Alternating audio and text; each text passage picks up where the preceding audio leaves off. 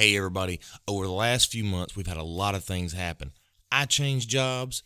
We also found out we're having a granddaughter. So I'm taking this ugly office space and I'm changing it to my beautiful granddaughter's, who's going to be here in August, new nursery. Now to start this project off, we're going to rip down some 1/4-inch 4x8 birch plywood into 6-inch planks of shiplap. I mean, after all, what project doesn't start with shiplap, right? Especially in my house. Now I know some of you are going to eat me up for doing this. This is not the safest way to rip plywood. Do what you got to do. This is how I did it, not necessarily the right way.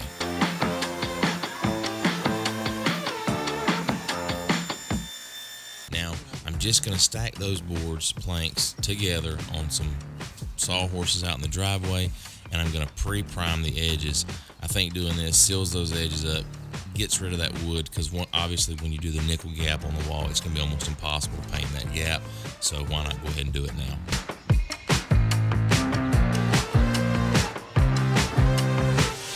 So now it's time for everybody's favorite part, demolition.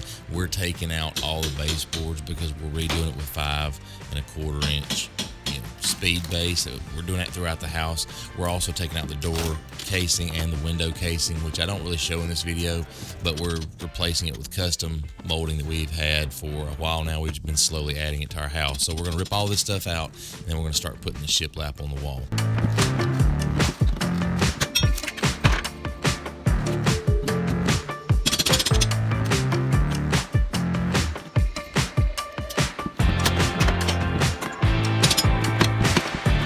But first, I've got to show you the new tool that I bought. In the past, I have been used to dragging my huge rigid miter saw station upstairs or around out in the yard to cut trim and things like that, and it is a pain because it's up and downstairs constantly to get trim work done.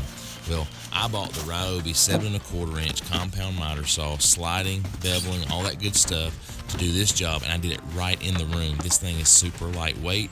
I carry it for my regular job in the back of my truck, so I'm just going to use it on this job, take it upstairs, work right in my workplace. It's a couple $100 for the saw, but I'm telling you, it makes all the difference in the world. All right, time for a few quick tips on all this shiplap install. First thing I did, I don't show it here, is I found the studs in the wall and I pre-marked them with lines going up and down the wall so that I always knew where I was nailing to. Second, I always start at the top. I always install my first board at the top of the ceiling, where the ceiling meets the wall. And thirdly, I always use a level to start that first row, so I can make sure my line's going to be level. Trust me, it makes sense in the end, especially when you get down to the baseboard, because you're installing that down to the floor, and then when you install baseboard over top of it, you don't want one of those lines look like it's starting on one side of the baseboard and then dipping down into the baseboard itself. So yeah, it makes sense at the end.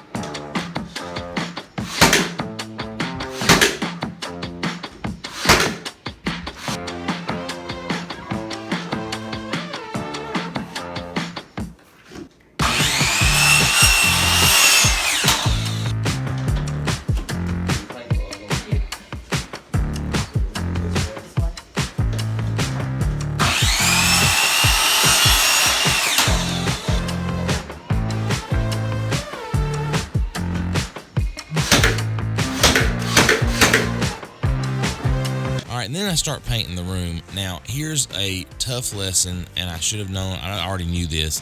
Make sure you prime the wood first.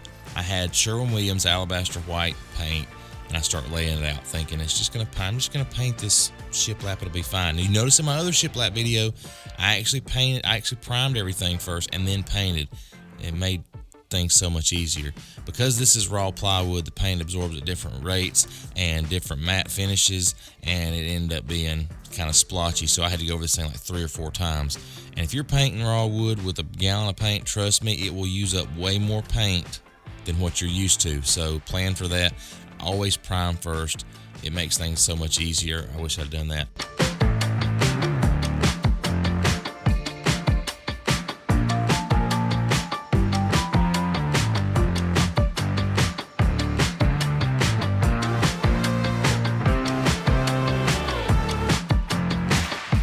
So I finished this room off by installing the new speed base molding at the floor level, and then there's something that I do in the corners where the shiplap meets the sheetrock, because you may have a little bit of offcuts or whatever. Anyway, use a piece of cove molding or like a corner molding that goes in that corner, nails in nicely. I got it pre-primed. It was super cheap and affordable. That way you don't have to worry about trying to finish it in with caulk or anything like that looks terrible. Now, for the rest of the video, I didn't want to bore you to death with me showing you how I installed baseboard molding and coped all the cuts and the window trim and everything like that. So I just installed everything, and you get to see the final pictures, how everything looked before to how everything looks now. I installed the speed base all around the perimeter of the room. The room was already agreeable gray, and it just turned out really awesome. And I cannot wait for my granddaughter Remington Gray to get here. Thanks for watching. See you in the next video.